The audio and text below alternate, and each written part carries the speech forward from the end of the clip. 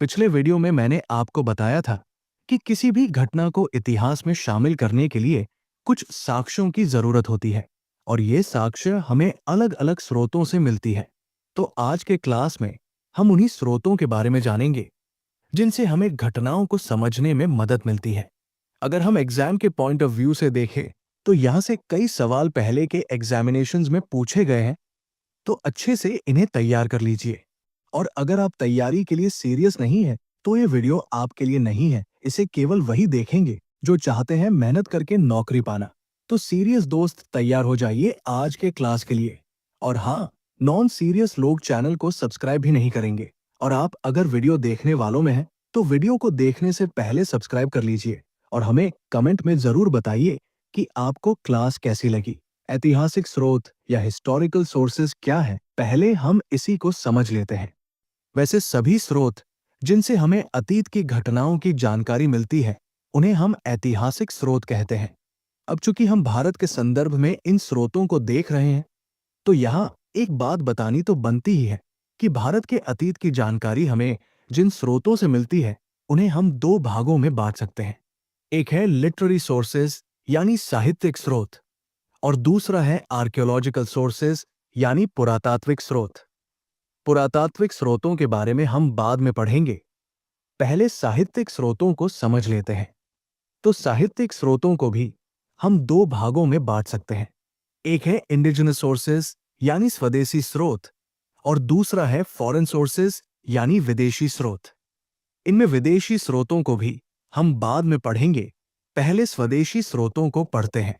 अब इन स्वदेशी स्रोतों को भी दो भागों में हम बांट सकते हैं। एक है रिलीजियस टेक्स्ट्स यानी धार्मिक ग्रंथ और दूसरा है सेक्युलर टेक्स्ट्स यानी धर्मनिरपेक्ष ग्रंथ। इनमें भी सेक्युलर टेक्स्ट्स के बारे में बाद में समझेंगे, पहले धार्मिक ग्रंथों को समझ लेते हैं। प्राचीन भारत की जानकारी जिन धार्मिक ग्रंथों से मिलती है उन्हें हम तीन भागों में समझेंगे। एक है ब्राह्मणिक टेक्स्ट्स यानी हिंदू ग्रंथ, दूसरा है बुद्धिस्ट टेक्स्ट्स यानी बौद्ध ग्रंथ और तीसरा है जैन टेक्स्ट्स यानी जैन ग्रंथ। इनमें भी बौद्ध और जैन ग्रंथों को हम थोड़ी देर बाद पढ़ेंगे, पहले हिंदू ग्रंथों के बारे में पढ़ लेते हैं। प्राचीन हिंदू ग्रंथों को हम दो भागों में बांट सकते हैं, पहला है श्रुति ग्रंथ और दूसरा है स्मृति ग्रंथ। अब इनमें पहले श्रुति ग्रंथों को समझ लेते हैं, फिर स्मृति ग्रंथों की चर्चा करेंगे। समय के साथ वैदिक साहित्य विकसित हुआ और मौखिक रूप से ये पीढ़ी दर पीढ़ी आगे बढ़ा। ध्यान दीजिए कि ये मौखिक रूप से आगे बढ़ा है, जिसमें कुछ लोग इसका पाठ करते थे और अन्य लोग इसको सुनते थे। इसलिए वैदिक काल के साहित्यों को श्रुति ग्रंथ कहा जाता है। श्रुति का अर्थ ही होता है टू हियर यानी सुनना। अगर हम श्रुति ग्रंथों को देखें तो इनकी संख्या 4 है। पहली है संहिता या वेद, दूसरी है ब्राह्मण, तीसरी है आरण्यक और चौथी है उपनिषद। मुझे उम्मीद है कि आपने इनका नाम पहले सुना ही होगा। तो इनमें सबसे पहले वेदों के बारे में पढ़ लेते हैं। भारत का सबसे प्राचीन, सबसे पुराना धर्म ग्रंथ वेद ही है। इसका कॉम्पाइलेशन यानी इसका संकलन महर्षि द्वैपायन वेद व्यास ने किया था। और वेदों की संख्या भी 4 है। ये है ऋग्वेद, यजुर्वेद, सामवेद और अथर्ववेद। अब इन चारों में जो भी इंपॉर्टेंट पॉइंट्स आपको तैयार करने हैं, चलिए उनका डिस्कशन कर लेते हैं। सबसे पहले ऋग्वेद के पॉइंट्स देखते हैं। ऋग्वेद आखिर क्या है? तो ऋचाओं के क्रमबद्ध ज्ञान के संग्रह को यानी compilation of systematic knowledge of hymns को ऋग्वेद कहते हैं। वेद के बारे में मैं आपको बताया था कि ये भारत के सबसे प्राचीन ग्रंथ है, तो इनमें भी सबसे पुराना और सबसे प्राचीन ऋग्वेद है। इस वेद में 10 मंडल, 1028 सूक्त और 10,462 ऋचाएं यानी वर्सेस हैं। और इन ऋचाओं को पढ़ने वाले ऋषि को होत्री कहते हैं। गायत्री मंत्र, जिसके बारे में आप सभी जानते ही होंगे, तो ये गायत्री मंत्र विश्वामित्र के द्वारा लिखा गया था और ये मंत्र ऋग्वेद के तीसरे मंडल में लिखा हुआ है। हमने आपको बताया था कि ऋग्वेद में कुल 10 मंडल हैं, तो इनमें सबसे बड़ा मंडल 10वां मंडल ही है। इसी 10वें मंडल में पुरुष सूक्त दिया गया है। ये पुरुष सूक्त ही है जिसमें समाज के वर्ण व्यवस्था का जिक्र है। इसी में दिया है कि समाज में 4 वर्ण हैं, ब्राह्मण, क्षत्रिय, वैश्य और शूद्र। दूसरा वेद है यजुर्वेद। यजुर्वेद क्या है? The collection of mantras for recitation aloud and the rules to be followed at the time of sacrifice is called Yajurveda. यानी सस्वर पाठ के लिए मंत्रों और बलि के समय अनुपालन के लिए नियमों के संकलन को यजुर्वेद कहते हैं। इसके पाठ करने वाले को अध्वर्यु कहते हैं। और एक बात आप ध्यान में रखिए कि ये एक ऐसा वेद है जो गद्य और पद्य दोनों में है। यजुर्वेद में इतना ही ध्यान में रखिए। अब देखते हैं तीसरे वेद सामवेद को। साम शब्द का अर्थ होता है गान। इसमें यज्ञों के समय गाए जाने वाले मंत्रों का संकलन है। इस वेद के पाठ करने वाले ऋषि को उद्रात्री कहते हैं और इसी वेद को भारतीय संगीत का जनक भी कहा जाता है। तो यही चार बात आप सामवेद में भी ध्यान में रखिए। चार वेदों में अंतिम है अथर्ववेद। ये वेद अथर्वाऋषि के द्वारा लिखा गया है। इस वेद में मंत्रों और पद्यों की संख्या की बात करें तो इसमें कुल 731 मंत्र और लगभग 6000 पद्य हैं। मेडिसिन्स यानी औषधों का सबसे पहले उल्लेख इसी अथर्ववेद में मिलता है। इस वेद के कुछ मंत्रों में जादू टोने का भी वर्णन है, तो ये बात आप ध्यान में रखिए। और सबसे अंतिम और बाद का वेद अथर्ववेद ही है। चार वेदों में इतना ही पॉइंट्स आप ध्यान में रखिए, क्योंकि इससे बाहर के सवाल एग्जाम्स में जनरली नहीं पूछे जाते। अब आपको मैंने बताया था कि श्रुति ग्रंथ 4 भागों में है। उनमें पहला भाग यानी वेद को हमने पढ़ लिया। अब श्रुति ग्रंथ के दूसरे भाग यानी ब्राह्मण ग्रंथ को समझते हैं। ब्राह्मण ग्रंथ वेद में दिए गए रिचुअल्स, सेरेमनीज और सैक्रिफाइसेस यानी अनुष्ठानों, यज्ञों और उनकी प्रक्रियाओं का वर्णन या व्याख्या करते हैं। सभी ब्राह्मण ग्रंथ गद्य यानी प्रोज के फॉर्मेट में लिखे गए हैं। ब्राह्मण ग्रंथ भी वेद का ही हिस्सा है। और चूंकि वेदों की संख्या 4 है, तो इन चारों वेद के अपने अपने ब्राह्मण ग्रंथ हैं।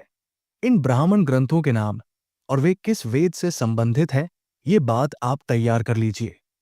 सबसे पहला है ऋग्वेद, जिसके 2 ब्राह्मण ग्रंथ हैं, एक है ऐत्रेय और दूसरा है कौशिकी। यजुर्वेद के भी 2 ब्राह्मण ग्रंथ हैं, एक है तैत्तिरीय और दूसरा है शतपथ। यदि हम वैदिक साहित्य की बात करें तो प्राचीन इतिहास के स्रोत या साधन के रूप में ऋग्वेद के बाद शतपथ ब्राह्मण का ही स्थान है, तो ये बात आप याद रखिए। तीसरे वेद सामवेद के 4 ब्राह्मण ग्रंथ हैं। एक याद रखना है जो है पंचविश। बाकी 3 को बस जान लेना है, वे हैं षड्विश, तालवकार और सामविधाना। और अंतिम वेद अथर्ववेद का भी एक ब्राह्मण ग्रंथ है जिसका नाम है गोपथ। तो ये सभी ब्राह्मण ग्रंथ हैं जिनके बारे में मैंने आपको बताया, और वे किस वेद से संबंधित है ये बात भी मैंने बताई। इन सबको अच्छे से तैयार कर लीजिए। अब हमने श्रुति ग्रंथों के 2 भागों यानी वेद और ब्राह्मण ग्रंथों को जान लिया। अब इसके तीसरे भाग आरण्यक को समझते हैं। आरण्यक ग्रंथ क्या है? तो ये ब्राह्मण ग्रंथ और उपनिषदों के बीच एक ब्रिज यानी सेतु का काम करते हैं। आरण्यक शब्द संस्कृत के अरण्य शब्द से लिया गया है, जिसका अर्थ वन होता है, और इसलिए इन्हें वन ग्रंथ भी कहा जाता है, क्योंकि इनका अध्ययन और शिक्षण परंपरागत रूप से जंगलों में किया जाता था। आरण्यक में यज्ञों से जुड़े कर्मकांड यानी यज्ञों से जुड़े रिचुअल्स की दार्शनिक और प्रतीकात्मक अभिव्यक्ति दी गई है। तो आरण्यक के बारे में बस इतना ही काफी है। अब श्रुति ग्रंथों में वेद, ब्राह्मण और आरण्यक को पढ़ने के बाद इसके चौथे और अंतिम भाग उपनिषद को पढ़ते हैं। उपनिषद वेदों के दार्शनिक और आध्यात्मिक सार यानी फिलोसॉफिकल और स्पिरिचुअल एसेंस को बताते हैं। उपनिषद शब्द का अर्थ होता है गुरु के पास बैठकर शिक्षा ग्रहण करना, जो ज्ञान की गुरु शिष्य परंपरा को दर्शाता है। तो उपनिषद क्या है ये समझ गए। अब उपनिषदों की संख्या की बात करते हैं। उपनिषदों की संख्या 108 है, जिनमें 13 को मूलभूत उपनिषदों की श्रेणी में रखा गया है। तो उपनिषद में इतना ही तैयार करना था जो आपने तैयार कर लिया। अब हमने श्रुति ग्रंथ के सभी प्रकारों को समझ लिया। हिंदू ग्रंथों के बारे में मैंने आपको बताया था कि उन्हें 2 भागों में बांटकर समझा जा सकता है। एक थी श्रुति ग्रंथ, जिसकी चर्चा अभी खत्म हो गई। अब इसके दूसरे भाग यानी स्मृति ग्रंथों को पढ़ते हैं। सबसे पहले स्मृति का अर्थ समझिए। स्मृति का अर्थ होता है स्मरण की गई चीजें, यानी दैट विच इज रिमेंबर्ड। पुराने समय में इन ग्रंथों को याद करना होता था। स्मृति ग्रंथों में धर्म, कानून, आचार और सामाजिक नियमों का वर्णन मिलता है। इसमें उतना डिटेल में नहीं पढ़ना है, लेकिन जितना भी आपके लिए जरूरी है उतना तो हम अभी जानेंगे ही। तो आप ये ध्यान में रखिए कि स्मृति ग्रंथों को समझने के लिए हम इन्हें 6 भागों में बांट सकते हैं। पहला है धर्मशास्त्र। प्राचीन काल में मनुस्मृति और नारद स्मृति जैसे ग्रंथ लिखे गए हैं, जिन्हें हम धर्मशास्त्र कहते हैं। स्मृति ग्रंथों का दूसरा भाग इतिहास है। हमारे एपिक्स यानी महाकाव्य में रामायण और महाभारत आते हैं। इन्हीं दोनों महाकाव्यों को इतिहास के रूप में भी हम जानते हैं। तीसरा है पुराण, जिसको थोड़ा अच्छे से समझना होगा। विष्णु पुराण, शिव पुराण और भगवत पुराण ये सभी पुराणों में आते हैं, और भारतीय ऐतिहासिक कथाओं का सबसे अच्छा विवरण हमें पुराणों से ही मिलता है। पुराणों के रचयिता थे लोमहर्ष और उनके पुत्र उग्रश्रवा। इन्होंने ही पुराणों को संकलित किया था। इनकी संख्या की यदि बात करें तो पुराणों की संख्या 18। इनमें सबसे प्राचीन और प्रामाणिक पुराण मत्स्य पुराण है, और इनमें इस्तेमाल हुई भाषा को आप याद रखिए कि ज्यादातर पुराण आसान संस्कृत श्लोक में लिखे गए हैं। चौथा स्मृति ग्रंथ है वेदांग। वेदों को ठीक से समझने के लिए वेदांगों की रचना की गई है। इसके लिए 6 वेदांगों को रचा गया: शिक्षा, कल्प, व्याकरण, ज्योतिष, निरुक्त और छंद। ये सभी हमारे वेदांग हैं। पांचवा स्मृति ग्रंथ का प्रकार है सूत्र। इनमें गृह्य सूत्र, श्रौत सूत्र और धर्म सूत्र आते हैं। सबसे पुराना सूत्र गौतम धर्म सूत्र को माना गया है, तो सूत्रों में ये बात आप याद रखिए। और छठा और अंतिम भाग है आगम या तंत्र। इनमें शैव आगम, वैष्णव आगम और शक्त तंत्र जैसे ग्रंथ आते हैं। तो ये स्मृति ग्रंथ हैं जिनके बारे में आपको तैयार करना चाहिए। अब हमने धार्मिक ग्रंथों के अंतर्गत हिंदू ग्रंथों के बारे में पूरा पढ़ लिया है। यदि आपको ये कॉन्सेप्ट समझ में आ रहे हैं तो इस वीडियो को लाइक कीजिए।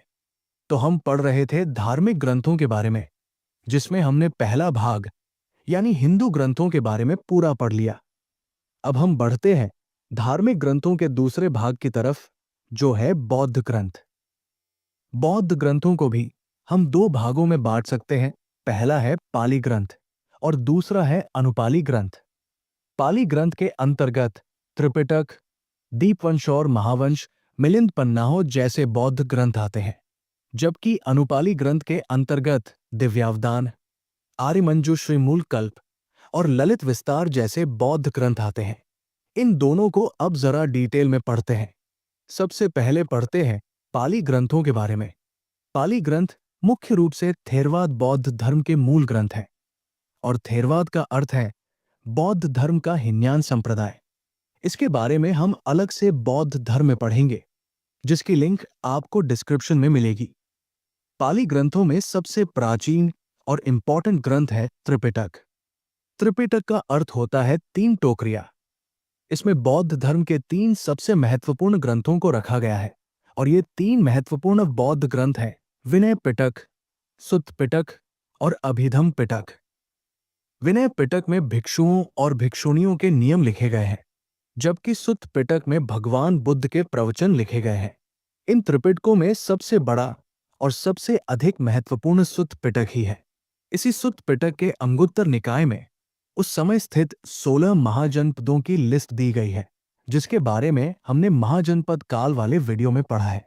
सुत्त पिटक के जातक में 549 फोकटेल्स यानी लोक कथाएं दी गई हैं, जिसमें गौतम बुद्ध के पुराने जन्मों की चर्चा है। तो ये बात भी बहुत इंपॉर्टेंट हो गई कि भगवान बुद्ध के पुराने जन्मों की चर्चा किस ग्रंथ में की गई है।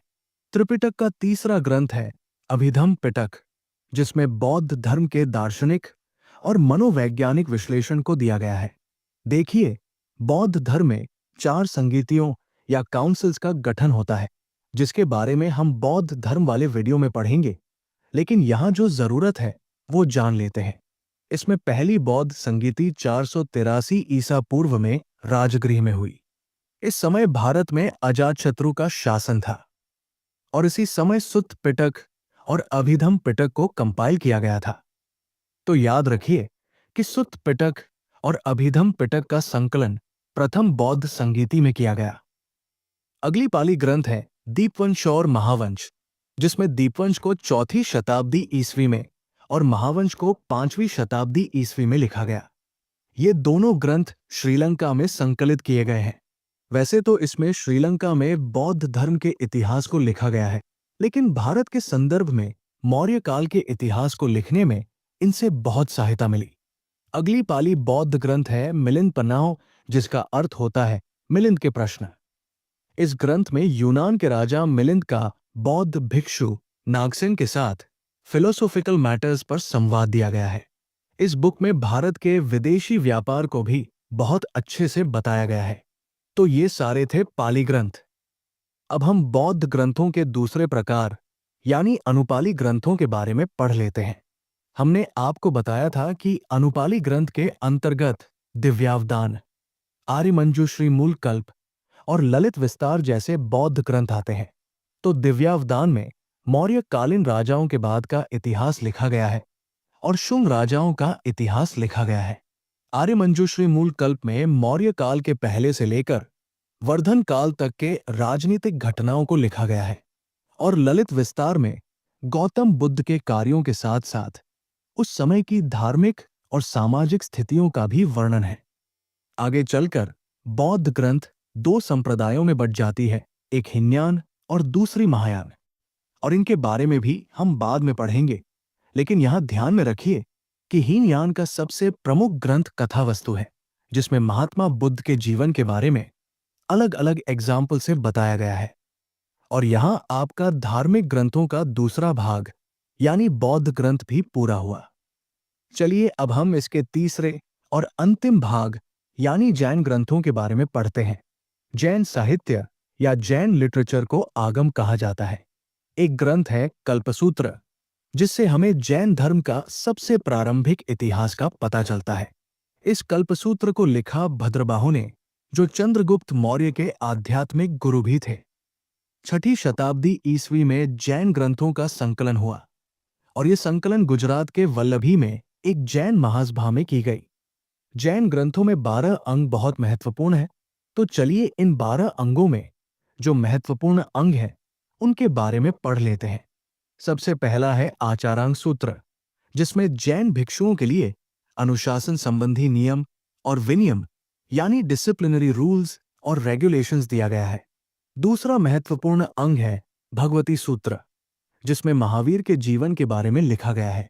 एक और बात आपको यहां याद रखनी है कि जैन ग्रंथों में ये भगवती सूत्र ही है, जिसमें 16 महाजनपदों की सूची भी दी गई है। अगला इंपॉर्टेंट अंग है नामधम कथा सूत्र, और इसमें महावीर के उपदेश दिए गए हैं। व्यक्ति जो कर्म करता है उसी के अनुसार उसे फल की प्राप्ति होती है, यानी फ्रूट्स ऑफ एक्शन के बारे में विवाक सूयम सूत्र में दिया गया है। भद्रबाहु चरित ये भी एक जैन ग्रंथ है, जिसे उदय चंद्र जैन ने लिखा है। इसमें जैन आचार्य भद्रबाहु के जीवन चरित्र के साथ साथ मौर्य सम्राट चंद्रगुप्त मौर्य के बाद के जीवन के बारे में भी दिया है। और अंत में ये बात याद रखिए कि इतिहास की दृष्टि से सबसे महत्वपूर्ण जैन ग्रंथ परिशिष्ट पर्व है। इसे जैन आचार्य हेमचंद्र ने लिखा था। अब यहां हमारा जैन ग्रंथ का पूरा टॉपिक समाप्त हुआ। यहां तक में किसी भी पॉइंट को समझने में दिक्कत हुई हो तो आप उसे कमेंट में लिखिए। इस वीडियो की शुरुआत में मैंने आपको बताया कि हम स्वदेशी स्रोतों को दो भागों में बांटकर समझते हैं। एक थी धार्मिक ग्रंथ, जिसे हमने अभी पूरा पढ़ लिया। अब इसके दूसरे भाग के बारे में समझते हैं, जो है धर्मनिरपेक्ष ग्रंथ या सेक्युलर टेक्स्ट्स। सेक्युलर टेक्स्ट्स को हम 3 भागों में बांटकर पढ़ते हैं। पहला है हिस्टोरिकल टेक्स्ट्स यानी ऐतिहासिक ग्रंथ, दूसरा है सेमी हिस्टोरिकल टेक्स्ट्स यानी अर्ध ऐतिहासिक ग्रंथ, और तीसरा है बायोग्राफिकल टेक्स्ट्स यानी जीवनी ग्रंथ। तो अब इन तीनों को थोड़ा डिटेल में समझते हैं, और इनमें भी पहले हम ऐतिहासिक ग्रंथों के बारे में पढ़ लेते हैं।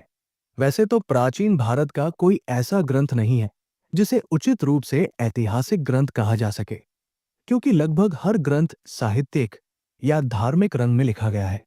लेकिन फिर भी कुछ ऐसे ग्रंथ हैं जिनसे हमें महत्वपूर्ण ऐतिहासिक सामग्री मिलती है, जैसे कौटिल्य का अर्थशास्त्र, जिसे 4वीं शताब्दी ईसा पूर्व में लिखा गया था। इस बुक में उस समय के प्रशासन की प्रणाली के साथ साथ उस समय के लोगों के सामाजिक और धार्मिक जीवन के बारे में भी दिया गया है। यहाँ और एक बात है जो आपको याद रखनी है कि कौटिल्य के अर्थशास्त्र का ट्रांसलेशन श्याम शास्त्री ने किया था। अब दूसरी इंपॉर्टेंट बुक है नीतिसार, जिसे कामंदक ने लिखा था। इस बुक से हमें गुप्त काल के राजशाही के बारे में जानकारी मिलती है। तीसरी सबसे इंपॉर्टेंट बुक है राजतरंगिणी। राजतरंगिणी का अर्थ है द स्ट्रीम ऑफ किंग्स, यानी राजाओं की नदी। ये किताब 12वीं शताब्दी में कल्हण के द्वारा लिखी गई। इस बुक में शुरू से लेकर 12वीं सदी तक के कश्मीर के राजाओं के बारे में लिखा गया है।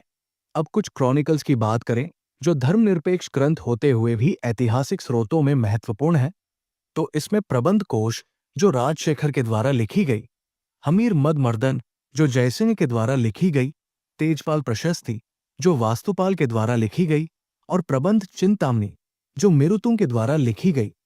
इन सभी बुक से हमें गुजरात के इतिहास के बारे में विस्तृत जानकारी मिलती है। और सिंध के इतिहास का सबसे ज्यादा रिमार्केबल यानी उल्लेखनीय कोई ग्रंथ है तो वह चचनामा है। अब ये बुक रिमार्केबल है तो इसको थोड़ा ध्यान से समझिए। 8वीं शताब्दी में मोहम्मद बिन कासिम ने इस्माइल को अलोर का गाजी नियुक्त किया था। इस्माइल ने अरबी भाषा में तारीख है सिंध व हिंद लिखा था, जिसका अर्थ होता है सिंध या हिंद का इतिहास। इसका फारसी भाषा में ट्रांसलेशन अली बिन हामिद कुफी ने 1216 ईस्वी में किया था। इस बुक के इसी फारसी संस्करण का नाम चचनामा था। तो चचनामा के लेखक अली बिन हामिद कुफी हैं। फतेहनामा ए सिंध, ये नाम भी चचनामा का ही है। इसमें मोहम्मद बिन कासिम द्वारा सिंध के विजय का विवरण मिलता है। तो ये सारे ऐतिहासिक ग्रंथ थे जिन्हें आपको ध्यान में रखना है। अब सेक्युलर टेक्स्ट्स के दूसरे भाग सेमी हिस्टोरिकल टेक्स्ट्स यानी अर्ध ऐतिहासिक ग्रंथ के बारे में समझ लेते हैं। अर्ध ऐतिहासिक ग्रंथों में सबसे इंपॉर्टेंट है अष्टाध्यायी, जिसे पाणिनि ने लिखा था।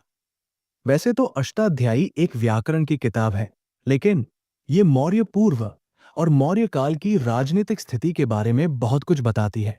एक और बात अष्टाध्यायी के लिए इंपॉर्टेंट है कि ये संस्कृत भाषा में व्याकरण की सबसे पहली किताब है।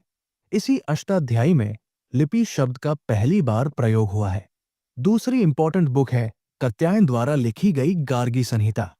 वैसे तो ये एक ज्योतिष ग्रंथ है, लेकिन इसमें यवन आक्रमणों के बारे में भी महत्वपूर्ण जानकारी दिया गया है। तीसरा महत्वपूर्ण ग्रंथ है महाभाष्य, जिसे पतंजलि ने लिखा था। ये किताब मूल रूप से पाणिनि के द्वारा लिखी गई अष्टाध्यायी पर एक टिप्पणी ग्रंथ है, यानी कॉमेंट्री है।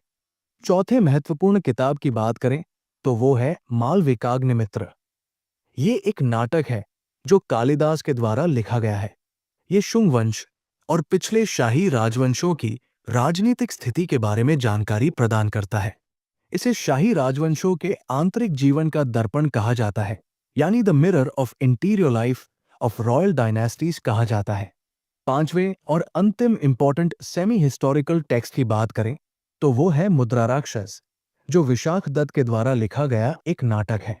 इसमें चंद्रगुप्त मौर्य, उनके प्रधानमंत्री चाणक्य और कुछ समकालीन राजाओं का वर्णन है। इसमें बताया गया है कि कैसे चंद्रगुप्त मौर्य ने चाणक्य की सहायता प्राप्त की और नंदों को मगध के साम्राज्य से उखाड़ फेंका। तो ये आपका सेमी हिस्टोरिकल टेक्स्ट्स के इंपॉर्टेंट पॉइंट्स भी समाप्त हुआ। अब हम सेक्युलर टेक्स्ट्स के अंतिम भाग बायोग्राफिकल टेक्स्ट्स यानी जीवनी ग्रंथ के बारे में पढ़ लेते हैं। वैसे तो जितने भी जीवनी लेखक थे, सबने अपने शाही संरक्षकों के जीवन को ही अपने लिटरेरी वर्क का विषय बनाया। सभी अपने राजा के दिल को खुश करने के लिए लिखा करते थे। इसलिए जीवनी ग्रंथों को वास्तविक इतिहास नहीं माना जा सकता, लेकिन उनमें भी कुछ मूल्यवान ऐतिहासिक जानकारी होती है। उनका मुख्य उद्देश्य राजा के जीवन और समय की असली तस्वीर देने के बजाय उसका महिमा मंडन करना था। इसीलिए इन्हें प्रशस्ति काव्य या स्तुति काव्य कहा जाता है। अब इसमें जो इंपॉर्टेंट बुक्स हैं, चलिए उन सभी को तैयार कर लेते हैं। इसमें पहला इंपॉर्टेंट बुक है हर्षचरित। इसको लिखा था बाण भट्ट ने, जो राजा हर्षवर्धन का दरबारी कवि था। इसको लिखने में संस्कृत भाषा का प्रयोग किया गया है। दूसरी महत्वपूर्ण किताब है गौडवाहो, जो वाकपतिराज के द्वारा लिखा गया। इस किताब में वाकपतिराज ने कन्नौज के राजा यशोवर्मन द्वारा गौड़ राजा के वध की चर्चा की है। तीसरी महत्वपूर्ण प्रशस्ति है भोज प्रबंध, जो बल्लाल ने लिखी थी। ये किताब मालवा के परमार शासक राजा भोज की जीवन कथा है। अगली महत्वपूर्ण किताब है संध्याकर नंदिन की रामचरित। ये प्रशस्ति पालवंश के इतिहास पर प्रकाश डालती है। नंदिन ने खुद को कलयुग का वाल्मीकि और अपने संरक्षक रामपाल को राम कहा है। नंदिन ने इस पुस्तक को असाधारण शैली में लिखा है। इसमें रामायण के नायक राम और पाल राजा रामपाल की कहानी एक साथ बयान करती है। इस तरह की कविता शैली को द्वयाश्रय काव्य कहा जाता है, यानी इसमें दो आधार या दो अर्थ वाला छंद होता है। चौथे नंबर पर है कुमारपाल चरित, जिसे हेमचंद्र ने लिखा है। इसमें संस्कृत प्राकृत भाषा का इस्तेमाल हुआ है। इसमें अनिहालवाड़ा के चालुक्य सोलंकी शासक कुमारपाल का वर्णन है। ये भी एक द्वयाश्रय काव्य है। इसमें राजा कुमारपाल की कहानी और संस्कृत प्राकृत व्याकरण के नियमों का वर्णन एक साथ दिया गया है। एक और बुक है कुमारपाल भूपाल चरित, जिसे जय सिंह सूरी ने लिखा था। इस किताब में भी अनिहालवाड़ा के चालुक्य शासक कुमारपाल का वर्णन है। पृथ्वीराज चौहान के बारे में तो आपको पता ही है। उनके दरबारी कवि और मित्र थे चंदबरदाई। उन्होंने पृथ्वीराज रासो लिखा है, जो हिंदी भाषा का पहला महाकाव्य है। पृथ्वीराज रासो में पृथ्वीराज द्वितीय के जीवन वृत्तांत और पृथ्वीराज तृतीय और मोहम्मद गोरी के बीच हुए संघर्ष का वर्णन है। एक और किताब है पृथ्वीराज विजया, जिसे जयानक ने लिखा था। इसमें पृथ्वीराज द्वितीय के संघर्षों का काव्यात्मक वर्णन दिया गया है। और जीवनी ग्रंथों में एक अंतिम किताब आप ध्यान में रखेंगे, वह है हम्मीर काव्य। इसे जयचंद्र ने लिखा था। इसमें रणथंभौर के चौहान शासक हम्मीर देव के जीवन वृत्तांत का वर्णन है। तो यहां हमने सेक्युलर टेक्स्ट्स को भी कंप्लीट कर लिया। अब आगे बहुत महत्वपूर्ण टॉपिक चलने वाला है, तो जो अब तक बोर हो गए हैं वो वीडियो को या तो छोड़ दीजिए या लाइक कर लीजिए, जिससे थोड़ी एक्टिविटी आपके तरफ से हो जाए और आगे की क्लास आपको और अच्छे से समझ आए। चलिए शुरू करते हैं आगे की क्लास।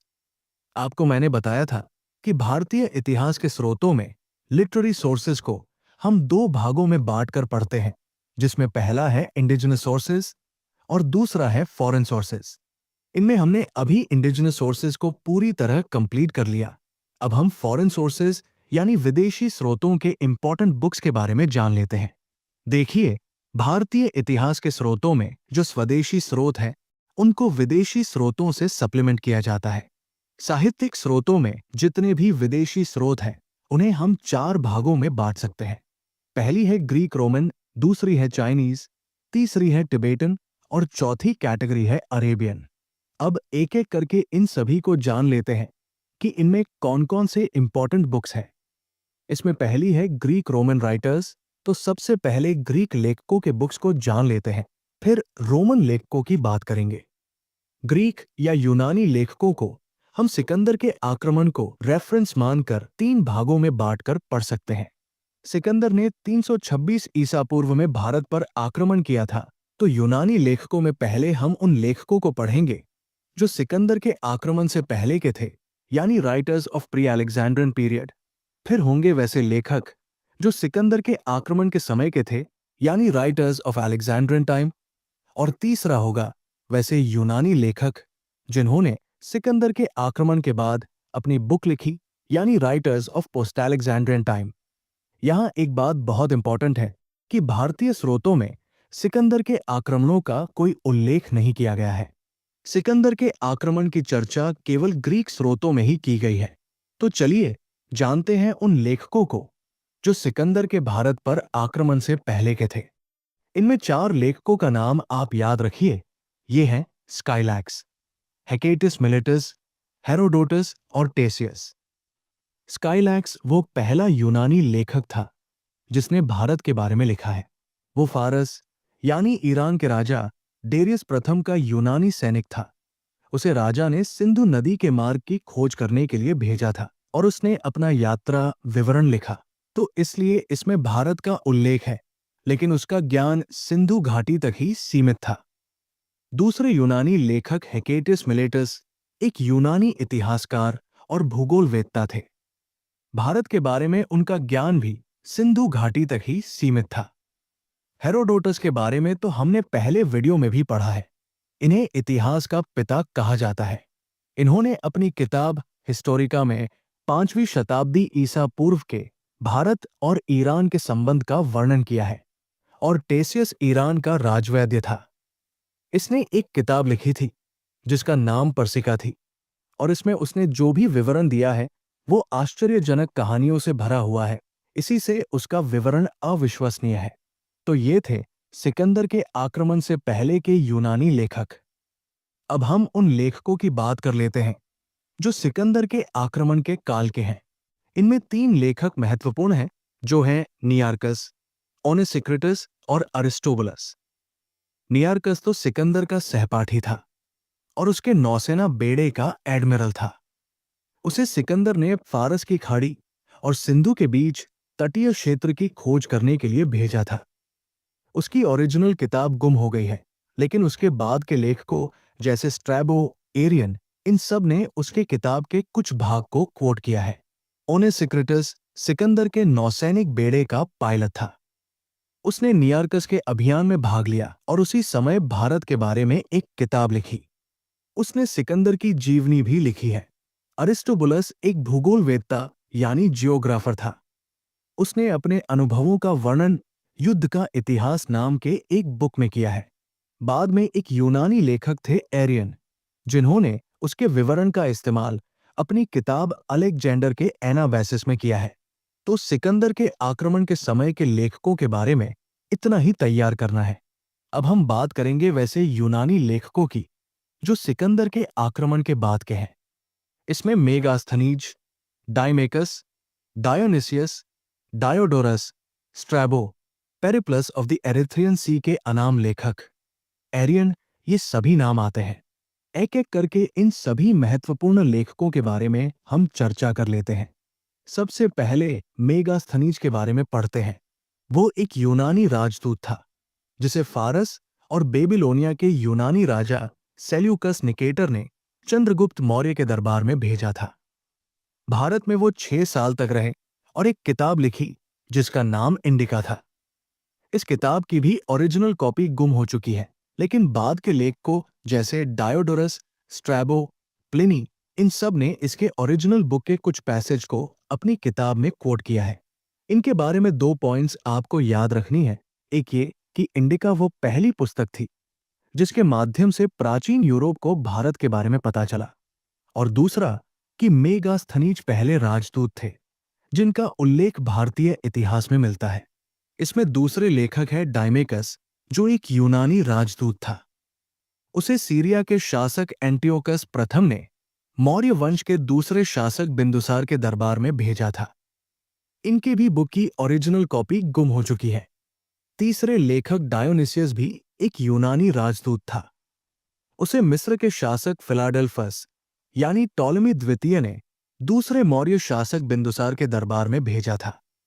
उनकी भी मूल पुस्तक खो गई है। चौथे लेखक डायोडोरस एक प्रसिद्ध यूनानी इतिहासकार थे। उनकी बुक का नाम है बिब्लियोथेका हिस्टोरिका, जिसमें उन्होंने मेगास्थनीज से मिले विवरण के आधार पर भारत के बारे में लिखा है। उनकी बुक में सिकंदर के आक्रमण और भारत के बारे में पर्याप्त जानकारी दी गई है। 5वें लेखक स्ट्रैबो एक यूनानी इतिहासकार और भूगोलवेत्ता थे। उनकी किताब का नाम जियोग्राफिया है, जो भूगोल के साथ साथ इतिहास में भी महत्वपूर्ण है। उन्होंने भारत की सामाजिक, धार्मिक, आर्थिक स्थितियों के साथ साथ भौगोलिक स्थिति का भी वर्णन किया है। सैंड्रोकोटस चंद्रगुप्त मौर्य को कहा जाता था, तो सेल्यूकस निकेटर और सैंड्रोकोटस के बीच वैवाहिक संबंधों का उल्लेख स्ट्रैबो ने ही किया है। अगला है पेरिप्लस ऑफ द एरिथ्रियन सी, जिसका अर्थ होता है लाल सागर के चारों ओर नौकायन।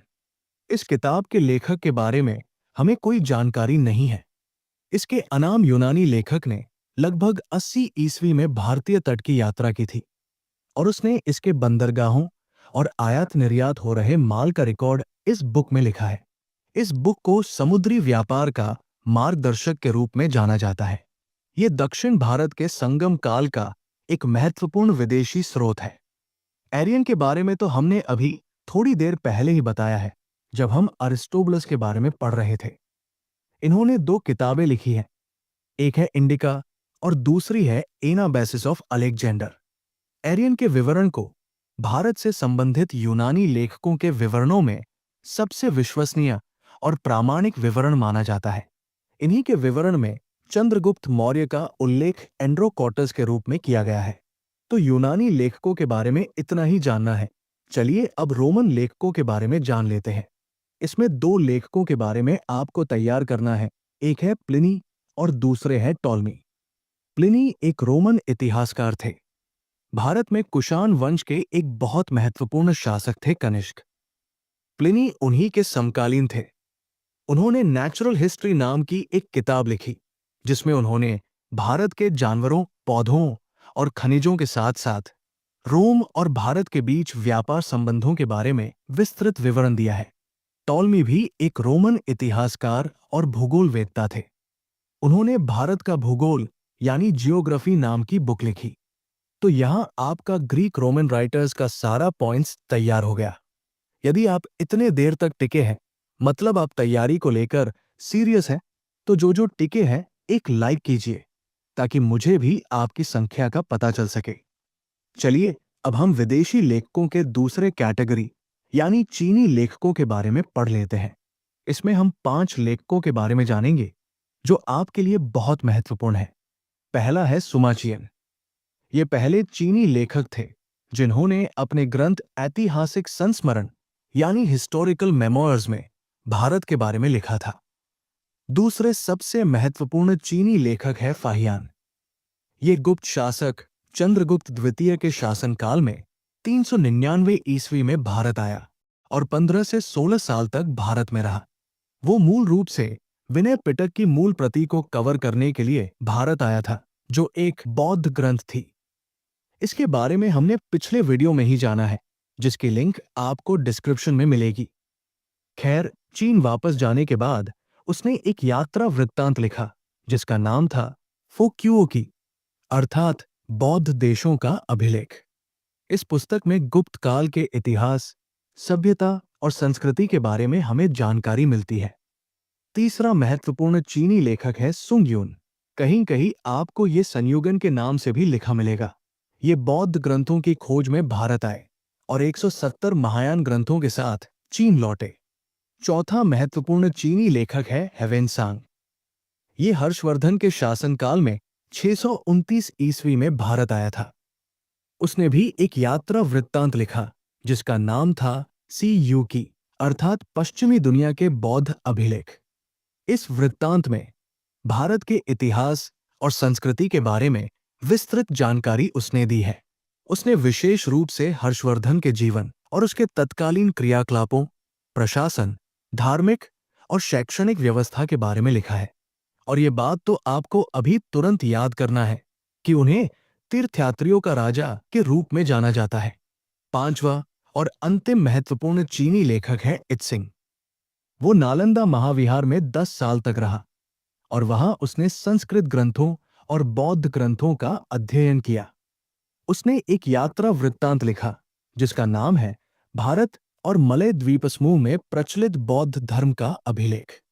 इत्सिंग ने मुख्य रूप से श्रीगुप्त के काल के बारे में लिखा है, जो गुप्त वंश का पहला शासक माना जाता है। अब तीसरे प्रकार के विदेशी लेखक यानी तिब्बती लेखकों के बारे में पढ़ते हैं। इसमें आपको 2 लेखकों का ध्यान में रखना है, एक है तारानाथ और दूसरे है धर्मस्वामी। तारानाथ ने कांग्यूर और तांग्यूर नामक ग्रंथ लिखे। धर्मस्वामी 13वीं शताब्दी में भारत आए और नालंदा महाविहार में 3 वर्ष तक अध्ययन किया। इनके बारे में आप इतना ही याद रखिए। अब हम विदेशी लेखकों के अंतिम भाग यानी अरबी लेखकों के बारे में पढ़ लेते हैं। इसमें 4 सबसे महत्वपूर्ण लेखक हैं जिनके बारे में आपको याद रखना चाहिए। इसमें सबसे पहला है सुलेमान। वो एक अरब व्यापारी था। वो पहला अरब यात्री था जिसका यात्रा विवरण उपलब्ध है। वो मिहिर भोज प्रथम के शासनकाल के दौरान 851 ईस्वी में भारत आया। उसने सिलसिला उत तवारीख नाम की एक पुस्तक लिखी। दूसरे महत्वपूर्ण अरबी लेखक है अल-बरूनी, जो बहुत ही ज्यादा इंपॉर्टेंट है। अल-बरूनी का अर्थ होता है उस्ताद। तो इसके बारे में थोड़ा डिटेल में समझ लेते हैं। उनका जन्म उज़्बेकिस्तान के ख्वारिज में हुआ था, जो आधुनिक समय में खिवा है। 1017 ईस्वी में खिवा युद्ध के दौरान गजनी के सुल्तान महमूद गजनवी ने उन्हें बंदी बना लिया था। महमूद गजनवी उन्हें गजनी ले आया और उनकी बहुमुखी प्रतिभा से बहुत प्रभावित हुआ। इसलिए उसने अल-बरूनी को अपना नजूमी नियुक्त किया, जिसका मतलब होता है दरबारी ज्योतिषी।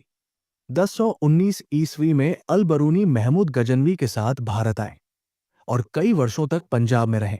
उन्होंने यहाँ संस्कृत भाषा सीखी। हिंदुओं ने उन्हें विद्यासागर की उपाधि दी थी, जिसका अर्थ होता है ज्ञान का सागर। गजनी लौटने के बाद उन्होंने अरबी भाषा में तहकीक-ए-हिंद नाम की एक किताब लिखी, जिसका अर्थ होता है भारत की वास्तविकता या भारत की जांच। इस पुस्तक को तारीख-ए-हिंद अर्थात भारत का इतिहास या किताब-उल-हिंद अर्थात भारत की पुस्तक भी कहा जाता है। ऐसा माना जाता है कि ये भारत का सबसे अच्छा विदेशी विवरण है।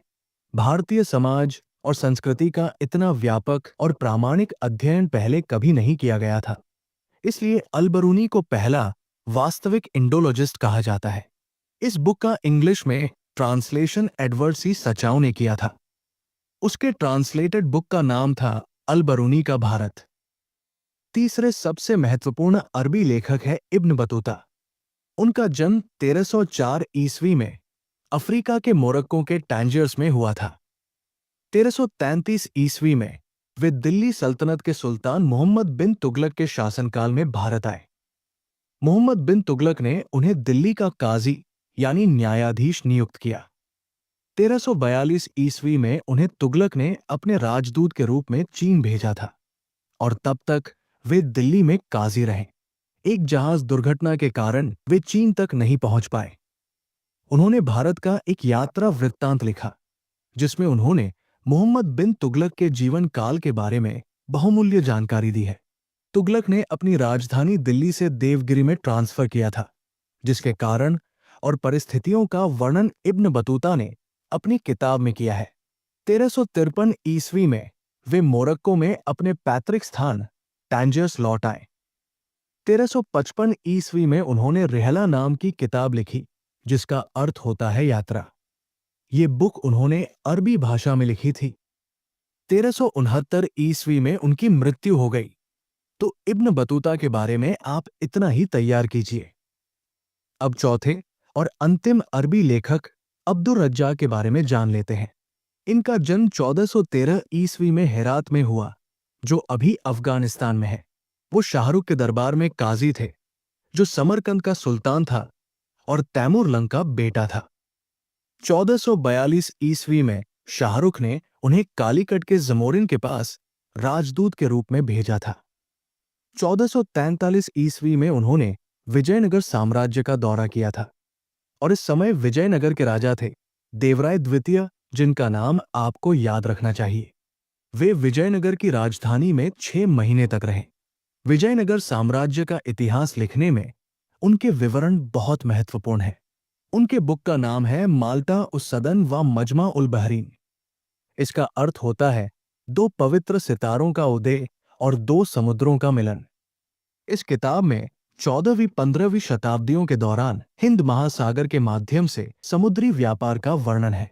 तो यहाँ अरबी लेखकों के बारे में भी हमने पूरा पढ़ लिया।